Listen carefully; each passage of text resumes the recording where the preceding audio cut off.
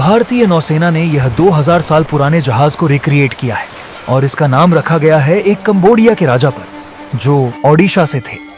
हम बात कर रहे हैं कौंडिन्य की, जिन्होंने भारत के बाहर पहला हिंदू साम्राज्य स्थापित किया था और भारतीय समुद्री इतिहास रचा था। कहानी शुरू होती है पहली सदी ईस्वी के कलिंग से। एक ब्राह्मण साधवा थे कौंडिन्य, जो समुद्री यात्रा, युद्ध कला और हिंदू विधि में निपुण थे। एक रात उन्हें एक दिव्य सपना आया। यह धनुष लेकर पूर्व दिशा की ओर समुद्र पार जाओ। हैरानी की बात यह थी कि उन्हें अगले दिन सुबह मंदिर में सच में वह धनुष मिल गया। वे अपनी सेना के साथ एक विशाल बोईता पर सवार होकर कलिंग सागर पार करने निकल जाते हैं और हवा के साथ वे मेकोंग डेल्टा तक पहुंच गए, जो आज कैम्बोडिया वियतनाम के नाम से जाना जाता है।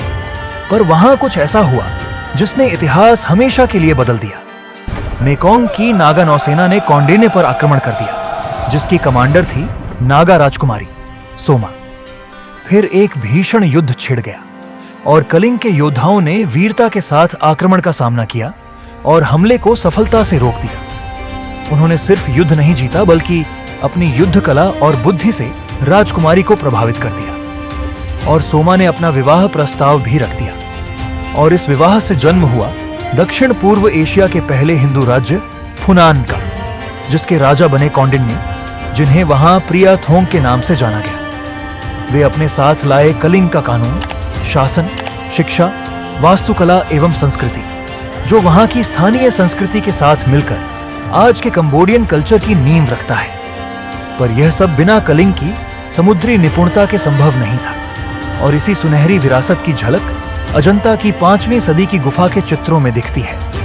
और economist Sanjeev Sanyal, ministry of culture, government of India और भारतीय नौसेना के साथ मिलकर इस 2000 साल पुरानी समुद्री विरासत को पुनर्जीवित करने के लिए एक जहाज का निर्माण किया है, INSV कौंडिन्य। इसमें कोई कील का इस्तेमाल नहीं हुआ है, बल्कि लकड़ी को कपड़े जैसी बारीकी से नारियल के रेशों से सिया जाता है।